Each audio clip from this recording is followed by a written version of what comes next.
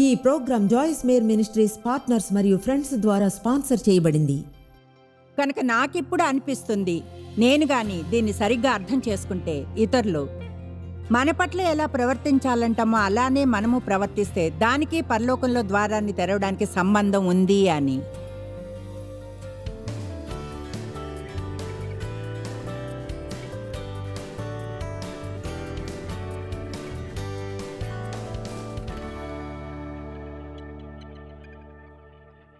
ఈరోజు ఒక పదాన్ని వాడదామా, అదేమిటంటే త్యాగం. ఈనాడు అదేదో దాదాపు ఒక చెడు పదం అన్నట్లు ప్రవర్తిస్తాం. అందరూ తామేం పొందగలరో తెలుసుకోవాలనుకుంటారు, ఏం ఇవ్వగలరో కాదు. స్వయం కేంద్రితమై ఉండటం అంటే తమ గురించే లేదా ముఖ్యంగా ఒకరి సొంత ఆసక్తితో బాగుపడడం, తమలో తాము ఉండిపోవడం, స్వార్థంగా ఉండడం, ఈగో కలిగి ఉండటం, స్వతంత్రంగా తను తృప్తి చెందడం, తమలోనే ఉండడం. ఇప్పుడు గురువారం నాడు చెప్పింది మళ్ళీ చెప్తా. నిస్వార్థంగా ఉండడం గురించి మాట్లాడినప్పుడు మీరన్నడు మీకోసం ఏమీ చేసుకోకూడదని కాదు, మీకోసం మీరు కొన్ని చేసుకోవాలి. మీరు హెల్దీగా ఉండలేరు ఒకవేళ చేసుకోకుంటే. మీరు ఆనందించేవి చేయడం మంచిది. మీరు నిజంగా నచ్చే కొన్ని పనులు చేసుకోవడం మంచిది. కష్టపడతారు, మీ గురించి మీరు కేర్ తీసుకోవాలి. నవ్వడం చాలా మంచిది. అలాగే రెస్ట్ తీసుకోవడం కూడా, ఆడటం చాలా మంచిది. ప్లీజ్ మిమ్మల్ని చూసుకోండి, మీలో ఇన్వెస్ట్ చేసుకోండి, మీ ఆరోగ్యంలో చేసుకోండి. అయితే పూర్తిగా మీలో మీరు నిండి ఉండకండి స్వార్థంతో, స్వార్థపరత్వంతో. కనుక నేను చెప్పినట్లుగా మనం ఎప్పుడూ సమతుల్యతను చూస్తాం. ఇప్పుడు మనం మనల్ని సంతోషపరచుకోవడానికి ట్రై చేయకుండా దేవుణ్ణి చేయడానికి ట్రై చేస్తున్నాం. కొలసా మొదటి అధ్యాయాన్ని చూద్దాం, 10వ వచనం. బహుశా నేను అడగాలేమో, ఇక్కడున్న ఎవరికైనా స్వార్థంతో ఉంటే సమస్య వచ్చిందా అని. దాదాపు 2 డజన్ల మందికి అయితే మిగతా వాళ్ళందరికీ ఈరోజు బోర్ కొడుతుంది అనుకుంటాను. మీరు సంపూర్ణ జ్ఞానమును ఆత్మ సంబంధమైన వివేకము కలవారును ఆయన చిత్తమును పూర్ణముగా గ్రహించిన వారై అన్ని విషయములలో ప్రభువును సంతోష పెట్టునట్లు. మీకు కావాల్సింది ఏదైనా ఇవ్వమని దేవుణ్ణి అడగడంలో తప్పులేదు. కానీ ఒకవేళ మీకు కావాల్సిందో లేదో నాకో అది కానీ దేవుడు కోరుకోకుంటే అప్పుడు మనం వెంటనే మన ప్లాన్ని వదిలేసి ఆయన ప్లాన్ని పట్టుకోవాలి. ఒకవేళ అది అసౌకర్యంగా ఉన్నా, బాధ పెడుతున్నా, దాని అర్థం త్యాగం అయినా సరే అది క్షణికమైన త్యాగమే, అయితే చివరికి ఎంతో గొప్ప ఆనందాన్ని ఇస్తుంది. ఇక్కడ ఎవరైనా ఉన్నారో దేవుడు మీతో డీల్ చేసేవారు, మీకెంతో ముఖ్యమైనదనడం మీరు అనుకుంటున్నదైతే దేవుడు దాన్ని వదిలేయమని చెప్తున్నాడని తెలిసి వదిలేయాలని అనుకోనివారు? ఓకే, అయితే ఏమిటో గెస్ చేయండి. ఈరోజు ఇది మీకోసమే. ఒకటి చెప్పినా, దేవుడు ఆయన మనసును మార్చుకోడు. మనం గుర్తించాలి దేవుడు తన మనసును మార్చుకోడు అని. మీరెంతకాలం దాన్ని దాటవేసినా అది అలానే ఉంటుంది.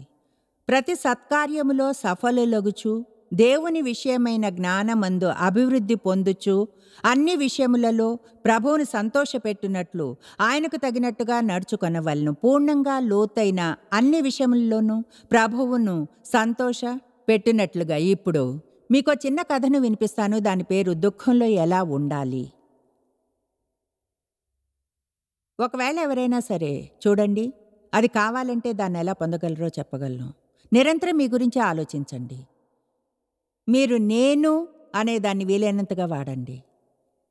ఇతరుల అభిప్రాయంతో నిరంతరం మిమ్మల్ని చూసుకోండి. ప్రజలు మీ గురించి ఆతరుతో ఏం చెప్తారో వినండి. ఒకవేళ అది వినాలనుకోకుంటే కోపం వస్తుంది. అందరి చేత అభినందించబడాలని ఆశించడం, అందరి చేత అనుమానంతో ఉండడం, అసూయ కలిగి శత్రుత్వంతో సెన్సిటివ్గా ఉండి త్వరగా బాధపడడం, విమర్శను ఎన్నడూ క్షమించకపోవడం, మిమ్మల్ని తప్ప ఇంకెవరిని నమ్మకపోవడం, పట్టించుకోవాలని అన్ని వేళలా గౌరవించబడాలని ఆశించటం, ప్రతిదాని మీద మీ సొంత దృష్టితో ఒప్పందాన్ని కోరుకోవడం, విచారంగా మీరుగా జాలిపడ్డం ఒకవేళ వారికి చేసిన దానికి మీ పట్ల కృతజ్ఞత చూపకుంటే, ఇతరుల కోసం ఎంత చేశారో ఎన్నడూ మర్చిపోకపోవడం, దాని గురించి ఆలోచించడం, వాళ్ళు మీకోసం ఏం చేయలేకపోయారో గుర్తు తెచ్చుకోవడం, డ్యూటీని తప్పించుకోవడం, ఎల్లవేళలా మిమ్మల్నే ఆనందపరుచుకోవడం, ఇతరుల కోసం ఎంత తక్కువ చేయగలిగితే అంత చేయడం. ఇప్పుడు నేను ఇది చదువుతుండగా నాకు మధ్యలో దీన్ని చదువుతుండగా అనిపించింది, నేను సరిగ్గా ఇలానే ఉండేదాన్ని. అంటే బహుశా వీటిలో ఏ ఒక్కటి కూడా ఒక్కదాని వల్ల నేను గిల్టీగా ఫీల్ కాలేదు 38 ఏళ్ల క్రితం దేవునితో ప్రయాణం ఆరంభించినప్పుడు. ఈరోజు చెప్తున్నాను ఏమనంటే ఇది చాలా ముఖ్యమైన విషయం అని.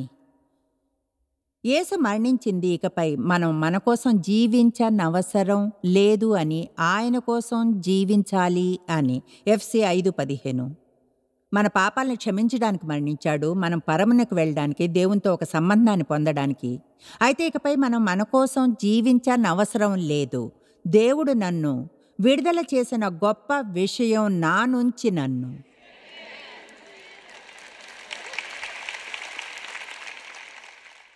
అద్భుతంగా ఉంటుంది. రోజు లేచి ఏమీ చేయకుండా రోజంతా నా గురించి ఆలోచించకుండా ఉండగలిగితే. స్వయం కేంద్రితమైన వారు స్వయంగా మోసపోతారు. తమ కోసం ఎంత ఎక్కువగా చేసుకుంటే అంతగా మిగతా వారు వారి కోసం చేస్తారని అనుకుంటారు, అంత సంతోషంగా ఉంటారని దానికి విరుద్ధమైందే నిజం. లూకా 9:23-25. మరియు ఆయన అందరితో ఇట్లా నిన్ను ఎవడైనాను నన్ను వెంబడింపగోరిన ఎడల తన్ను తాను ఉపేక్షించుకుని, తన్ను తాను వదులుకుని, మర్చిపోయి తన దృష్టిలో తాను ఉండకుండా తిరస్కరించి, తన్ను తాను వదులుకుని. దీనిలోని సాదాతనం ఆయన గాని ఇలా అంటుంటే, నిజంగా నన్ను గాని వెంబడించాలని అనుకుంటే మీ మనసులోంచి మిమ్మల్ని తీసివేయండి. ప్రతిదినము తన సిలువను ఎత్తుకొని నన్ను వెంబడింపవలెను. క్రీస్తు సిలువ నాశనకరమైనదో, జబ్బుదో, లేక మీకు రాగలిగే ప్రతి దుఃఖం లాంటిదో కాదు. చూడండి, కొన్నిసార్లు ప్రజలకు సమస్యలు వచ్చినప్పుడు ఎలా అంటారు తెలుసా, ఇది నేను సహించాల్సిన సిలువ. అయితే యేసు మనల్ని మోయమన్న సిలువ నిజంగా అది కాదు. అవును, మనం కొన్నిటి నుంచి వెళ్ళవచ్చు. అయితే ఆయన వచ్చింది వాటి మీద మనకు విజయాన్ని ఇవ్వడానికే.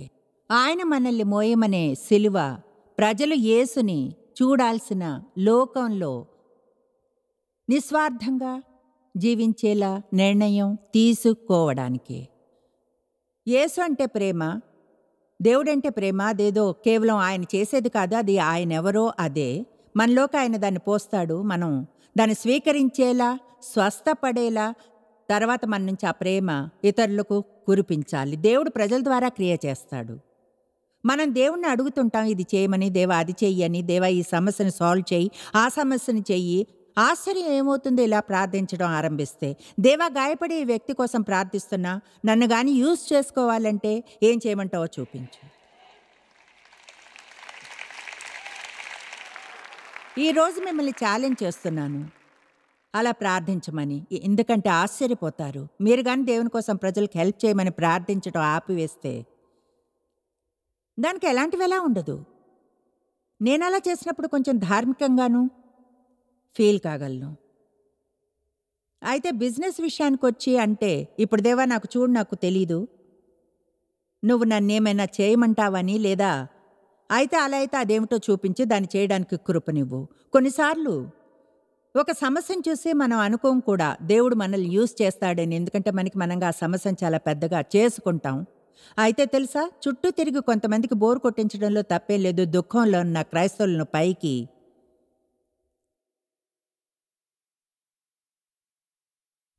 ఎక్కించి మీకు హెల్ప్ చేసేలా చేస్తే. చెప్తున్నాను, మనం ఏదైనా అవసరం వచ్చినప్పుడు సక్రియులై దాన్ని తీర్చే ప్రయత్నం చేస్తాం. పరిశుద్ధాత్మ మన ముందేనో అవకాశాలను ఉంచుతాడు. మనకంటే ముందు ఇతరులను ఉంచుతాడు మనం కోరుకుంటే. మీకు ఉదాహరణ చెప్తాను. ఇది జరిగి దాదాపు 3 వారాలైంది. డేవ్ నేను బ్రాన్సన్ మిసోరీకి ఒక చిన్న ట్రిప్కి వెళ్ళాం, రెస్ట్ కోసమని. అలాగే అక్కడ జరిగే కొన్ని షోలను చూడడానికి. మేము ఒక షోకి వెళ్ళాం. నిజంగా చెప్పాలంటే అసలు ఏమాత్రం బాగోలేదు. సరే, నేను ముందే దాదాపు 30 నిమిషాల బ్రేక్ టైంకి ఒక ప్లాన్ వేసుకున్నాను, వెళ్ళిపోవాలి. సరే, డేవ్తో అన్నాను ఏమనంటే, ఇది అసలేం బాగాలేదు, అందుకని మనం బ్రేక్లో వెళ్ళిపోవడం మంచిదే. ఆయన అన్నారు, చూడు నేను అలానే అనుకుంటున్నా. ఇంకా అన్నారు, దేవుడు మనం వెళ్ళకూడదనుకుంటున్నాడనిపిస్తుంది. ఒకలా ముందే నాకది తెలుసు. అయితే నేను దేవుని మీద ఉంచాల్సిన గమనాన్ని ఉంచలేకపోతున్నాను. ఎందుకంటే కొన్నిసార్లు నిజంగా ఏదైనా చేయాలనుకుంటే ఒకలా దేవుడిని త్వరగా బ్రష్ చేయలేరు. అందుకని నిజమే. తెలుసా నాకో చిన్న ఐడియా వచ్చింది. మనం అసలెందుకు ఉండాలి?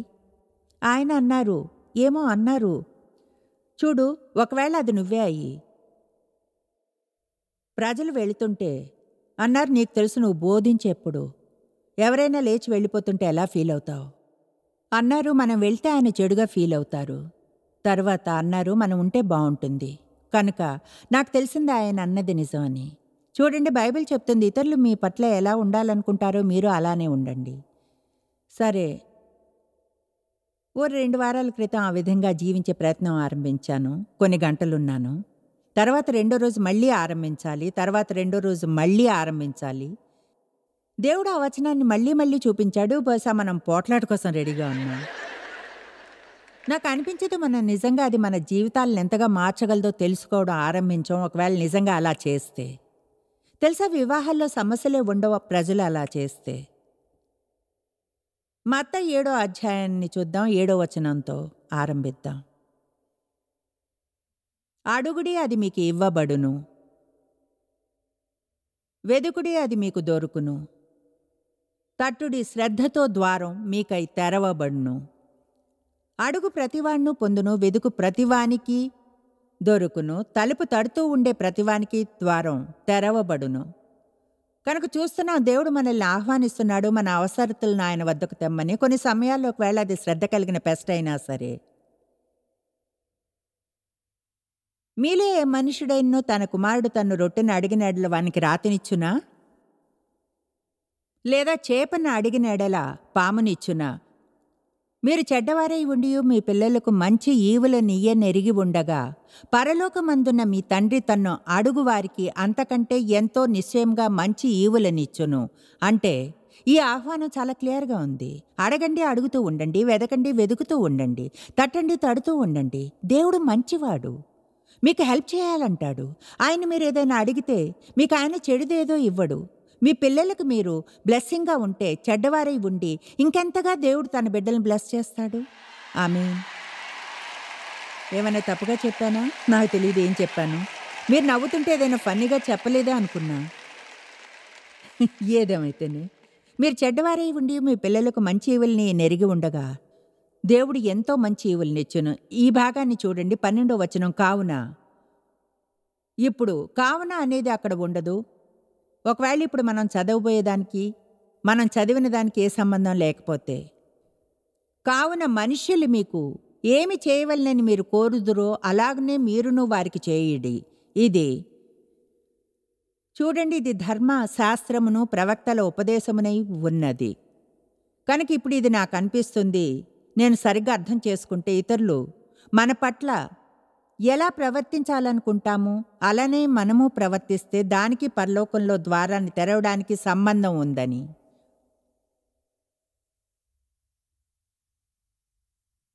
మనం ఇలా ఆలోచించాలనుకుంటాం, ప్రజల్ని అవమానపరిచి ఎలాంటి అలా ప్రవర్తించి తర్వాత మనకు అవసరం వచ్చినప్పుడు దేవుడిని ఆ అవసరాన్ని తీర్చమని అడిగి తీర్చాలని ఆశిస్తాం. బైబిల్ బోధిస్తుంది, దేవుడు మనం గాని కోపంతో ఉంటే మనల్ని గాయపరిచిన వారిని క్షమించడానికి తిరస్కరిస్తాం. అప్పుడు దేవుడు మనల్ని క్షమించలేడు, ప్రార్థనలకు జవాబులు ఇవ్వడు.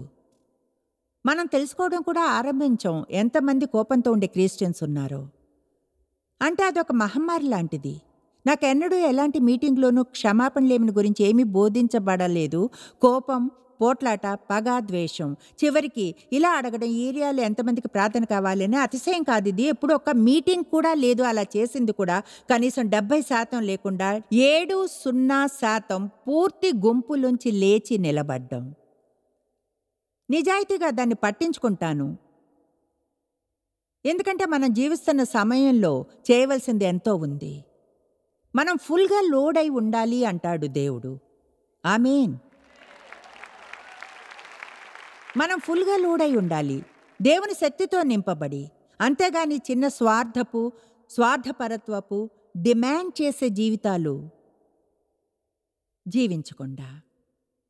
ఎల్లవేళలా మన మనసుల్లో మనమే ఉంటూ, ఒకటి తెలుసా, మీరు ఈ విధంగా ఉండకపోవచ్చును, ప్రార్థించి ఆశిస్తాను అలా ఉండరని అయితే బాయ్, ఒక సమయంలో నేను అలా ఉండేదాన్ని. ఈ రోజు మీకు ఈ సందేశం అవసరం లేకుంటే నాకు నేను బోధించుకుంటాను, ఎందుకంటే నాకు ఇప్పటికీ ఫ్రెష్ అవ్వడానికి అప్పుడప్పుడు ఈ కోర్సు కావాలి. ఆమేన్. కనుక వేరే ఏమీ లేకున్నా ఈరోజు ఇది ఇన్సూరెన్స్ సరైన ట్రాక్లో మనం ఉండడానికి హెల్ప్ చేస్తుంది. అడుగుడి అడుగుతూ ఉండండి, వెదుకుడి వెతుకుతూ ఉండండి, తట్టండి తడుతూ ఉండండి. దేవుడు మంచివాడు, ఆయన బ్లెస్ చేయాలంటాడు. కనుక ఇతరులు మీకు ఏం చేయాలని కోరుకుంటారో మీరు వారికి అలానే చేయండి. వారు మీకు అలా చేయడానికి ముందే, మంచిని చేయడానికి మనం వెయిట్ చేయలేము, ఎవరో మనకి మంచిని చేశాక చేయడానికి. ముందుగా చేసేవాడే ఎంతో పరిణతి చెందిన వ్యక్తి. ఆమేన్. మీరు చాలా కాలం ముందుగానే ఎవరి పట్లైనా మంచిగా ఉండాలి, మంచి ఫలితాన్ని పొందడానికి ముందు. అయితే వారి నుంచి మంచి ఫలితాన్ని పొందకున్నా దేవుని నుంచి ప్రతిఫలాన్ని పొందుతారు. చెప్పింది విన్నారా? దాన్ని మళ్ళీ చెప్తాను. మీరు మంచి ఫలితాన్ని పొందడానికి చాలా కాలం ముందే మంచిగా ప్రవర్తించాలి. ఒకవేళ వాళ్ళు మీరు చేయాలనుకున్నది చేయకున్నా మీ ప్రయత్నాలు వేస్ట్ అయ్యాయని అనుకోకండి, ఎందుకంటే దేవుని నుంచి మీకు ప్రతిఫలం వస్తుంది. దేవుడు వాగ్దానం ఇచ్చాడు, మనం విత్తన దాని ప్రకారమే పంటను కోస్తామని. ఆయన తిరిగి వచ్చినప్పుడు ఆయన ప్రతిఫలం, ఆయన వేతనం ఆయనతో ఉంటాయి.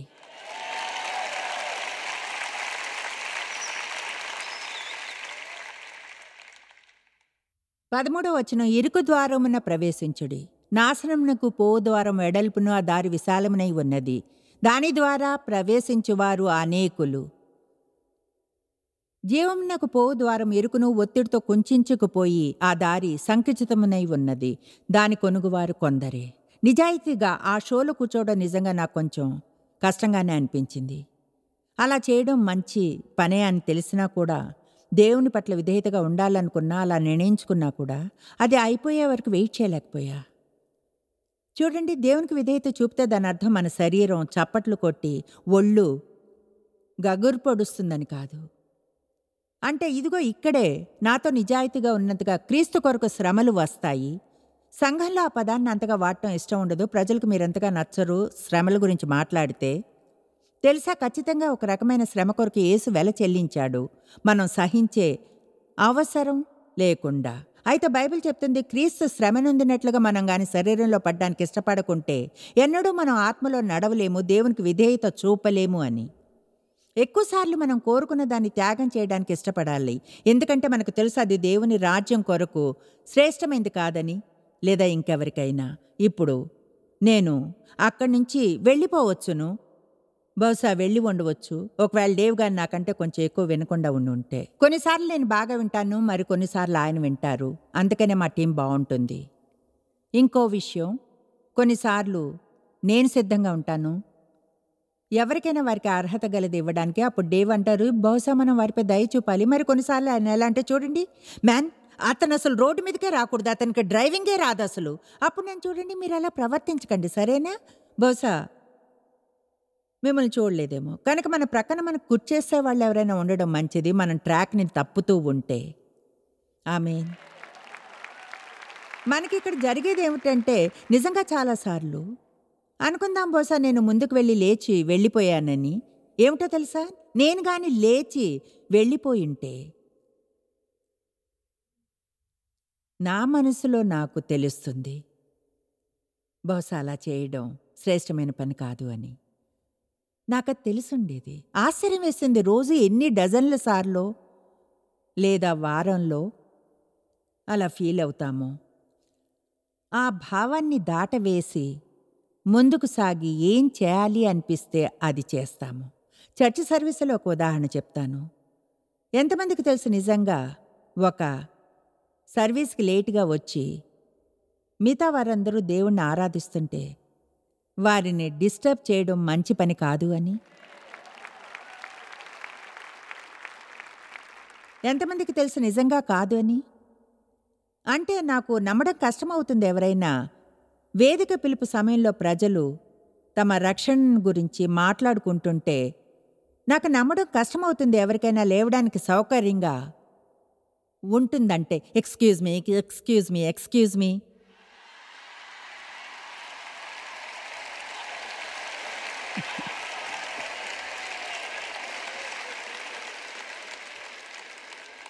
మీకో విషయం తెలుసా? అవును. ఇవన్నీ చిన్న విషయాలే. అయితే నిజంగా చిన్న విషయాలేనా? చిన్న నక్కలే ద్రాక్ష తోటను పాడు చేస్తాయి. ఇటువంటి చిన్న విషయాల్లో గాని విధేయతగా ఉండడం నేర్చుకుంటే అప్పుడు బహుశా పెద్ద విషయాల్లో విధేయత చూపడం అంత కష్టంగా ఉండదు. వీటిలో చాలా విషయాలు మనకు, దేవునికి మధ్య ఉండే విషయాలే అని తెలుసుకోండి. అవేవో వెళ్ళి ఎవరితో అయినా మాట్లాడుకోవడం గురించి కూడా కాదు. అది ఒకలా తెలుసుకోవడమే దేవుడు ఇది చేయమంటున్నాడా లేదా అని. మీరు ఆయన ప్రేమించినందున ఆయన ప్రీతిపరచాలనుకుని వెళ్ళి ఆ పని చేస్తారు. ఒకవేళ అసౌకర్యంగా ఉంటే ఉంటుంది అంతే. మీ లోపల అప్పటికి గొప్ప ఫీలింగ్ ఉంటుంది.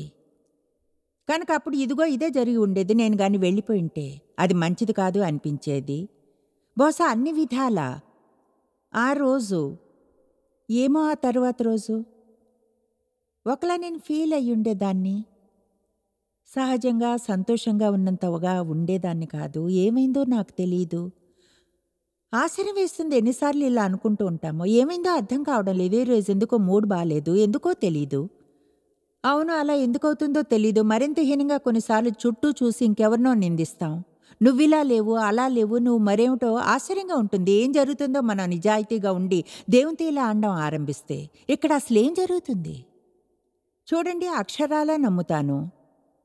నేను నా సంతోషాన్ని చాలా సింపుల్ విషయంతో విషతుల్యం చేసుకుని ఉండేదాన్ని. నా పట్ల ఎలా ప్రవర్తించాలనుకుంటానో అలా వ్యక్తి పట్ల ప్రవర్తించకుండా ఉండడం వల్ల అందరూ అనుకుంటున్నారా ఓకే అని, లేదా ఒకలా ఇలానే అది నాకు చాలా ఎక్కువ. అయితే ఈ ఉదయం వరకు దీన్ని ప్లాన్ చేసుకోలేదు, కానీ అనుకున్నాను మీతో విత్తడం కోయడం గురించి మాట్లాడాలని. బైబిల్ చెప్తుంది భూమి ఉన్నంత వరకు విత్తే సమయం, పంట సమయం ఉంటుందని. ఇంకా అక్కడ మనం చూద్దాం. 1, 2, 3, 4 ఇక్కడ నా దగ్గర విత్తడం కోయడం గురించిన 5 వచనాలు ఉన్నాయి. ఇది చెప్పడానికి ముందు చెప్తాను ఇది ఎంతో అద్భుతమైన విషయం అని. ఈ విత్తడం కోయడం అనేది మనకెంతో శక్తినిస్తుంది. నిజం చెప్పాలంటే చూడండి, ఒకవేళ నేను ఏదైనా ఎవరి జీవితంలోనైనా దాన్ని విత్తి ఏదైనా పొందగలిగితే అప్పుడది నా అదృష్టం మీద నాకు కొంచెం అధికారాన్ని ఇస్తుంది. వేరుగా చెప్పాలంటే ప్రజలు నాతో స్నేహంగా ఉండాలనుకుంటే నేను చేయవలసింది వారితో అలా ఉండడమే. బైబిల్ చెప్తుంది ఒకవేళ దేవుడు నన్ను క్షమించాలంటే నేను చేయవలసిందంతా నన్ను అవమానపరిచిన ప్రతి ఒక్కరిని క్షమించడమే. నేను తప్పులు చేసినప్పుడు దయను కోరుకుంటే నేను చేయవలసిందంతా ఆ దయను పొందడానికి ఏమిటంటే ఇతరులకు దయను పంచే వ్యక్తిగా ఉండాలి నేను.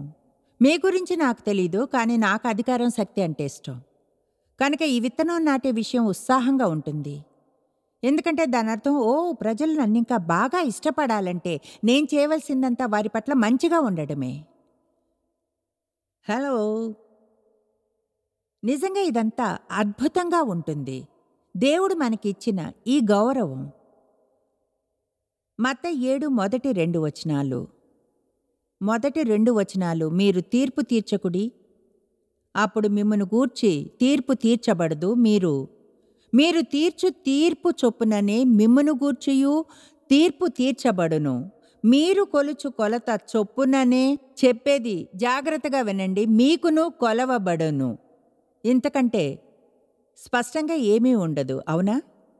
ఎంతమంది ఇతరులు మీ తప్పులన్నింటినీ ఎత్తి చూపకూడదు అనుకుంటారు? ఎంతమంది ఇతరులు మీ తప్పుల్లో కొన్నిటిని దాస్తే మంచిదనుకుంటారు? నోటికి తాళం వేసుకుని దాని గురించి ఏమీ చెప్పకుండా ఏమిటో చెప్పగలరా? దాన్ని పొందే విధానం, దాన్ని ఇవ్వడం ఆరంభించడమే. నేను 2 బ్యారెల్స్ని అన్లోడ్ చేయవచ్చు, ఇక్కడి నుంచి వెళ్తున్నా, వచ్చే ఏడాది మళ్ళీ వస్తాపటికి నన్ను క్షమించేస్తారులేండి. నేను ఆశించి ప్రార్థిస్తాను మీ ఆత్మిక జీవితంలో నేను ఒక పార్ట్నర్నని మీరు ఫీల్ అవ్వాలని. మీకు హెల్ప్ చేస్తూ దేవుడు మీరెలా ఉండాలంటాడో అలా ఉండేలా నేను మీతో భాగస్వామ్యాన్ని చేస్తూ సహాయపడుతున్నానని. ప్రతిరోజు మీకు వాక్యాన్ని బోధిస్తున్నాం. అలా చేయడం నాకిష్టం. మీరు మాతో పార్ట్నర్స్ అవ్వాలనుకుంటారని ఆశిస్తున్నాను. నాతోనూ పరిచర్యతోనూ మిమ్మల్ని రీచ్ అవ్వడానికే కాదు, కానీ మీకు తెలిసింది తెలియని ఇతరుల వద్దకు రీచ్ అవ్వడానికి. మనం పార్ట్నర్స్ అయితే నమ్ముతాను, ఎన్నడూ మనం ఊహించని దానికంటే ఎక్కువ చేయగలమని. చూడండి, మాతో మీ వంతు ఏమిటి? మీతో మా భాగమేమిటో మాకు తెలుసు. వాక్యాన్ని బోధిస్తున్నాం, ప్రార్థిస్తున్నాం. మరి మాతో మీ భాగమేమిటి? బహుశా మీరు మా పరిచర్యతో భాగస్వామ్యం చేయాలి. దాని గురించి మీరు ప్రార్థించండి. దేవుడు ప్రేరేపిస్తున్నాడని ఫీలయితే అలా చేయమని అక్షరాలా దానర్థం మా కోసం ప్రార్థిస్తున్నారన్న ఒప్పందమే. మా గురించి మంచిగా చెప్పడం, మా ఏరియాలో ఉన్నప్పుడు మా సభల్లో కొన్నిటికి రావడం, ప్రోగ్రామ్‌ని చూడ్డం, మీ జీవితంలో భాగంగా ఉండనివ్వండి. తర్వాత పరిచర్యకు ఆర్థికంగా సపోర్ట్ చేయండి క్రమంగా. చూడండి, అడుగుతున్నాను, నేను కమిట్ అయ్యున్నాను. మిమ్మల్ని కమిట్ అవ్వమని అడుగుతున్నాను. మన జీవితాల్లో ఒకసారి మంచిని చేస్తేనే మార్పు రాదు. కానీ మనం చేసే మంచిని మళ్ళీ, మళ్ళీ, మళ్ళీ చేయాలి. కనుక నెలవారీగా మీరు సపోర్ట్ చేస్తుంటే లేదా ఎంత ఎక్కువగా చేయడం రేట్ అనిపిస్తే అంతగా చేయండి. అప్పుడు మీరు మా గురించి ఎలా ఫీల్ అవుతారన్న దానిలో పెద్ద మార్పుని చూడగలరు. ఎవరికైనా అన్ని వేళలా తీసుకోవడమే తప్ప ఇవ్వడం అనేది లేకుంటే అంత మంచిది కాదు. కనుక మాతో పార్ట్నర్స్ అవ్వమని ఆహ్వానిస్తున్నాను. దేవుని మహిమపరిచి క్రీస్తుని పంచుకోవడానికి హెల్ప్ చేయండి. గాయపడ్డ వారికి హెల్ప్ చేయడానికి, బీదలను ఫీడ్ చేయడానికి, మనకి తెలిసింది ఇంకా తెలియని వారికి సువార్తను పంచడానికి. మమ్మల్ని joysmere.orgలో చెక్ చేసి పార్ట్నర్షిప్ని గురించి తెలుసుకోవాల్సిందంతా తెలుసుకోండి. లేదా పరిచర్యకు ఫోన్ చేయండి. God bless you. Thank you ప్రార్థించినందుకు.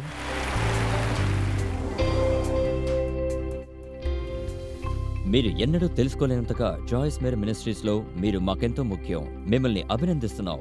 మా ప్రపంచవ్యాప్తపు మినిస్ట్రీ సాధ్యం అయ్యేలా చేసే మా ఫ్రెండ్స్ మరియు పార్ట్నర్స్కి థ్యాంక్స్. అందరూ కలిసి ఆకలిగొన్న వారికి భోజనం పెడుతున్నాం, బీదలకు బట్టలిస్తున్నాం, సువార్తను దేశాలకు చాటుతున్నాం.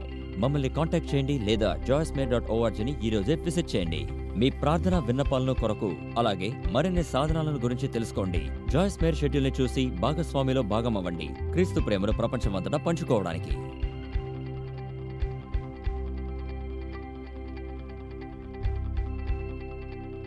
ఈ program Joyce Meyer ministries partners మరియు ఫ్రెండ్స్ ద్వారా స్పాన్సర్ చేయబడింది.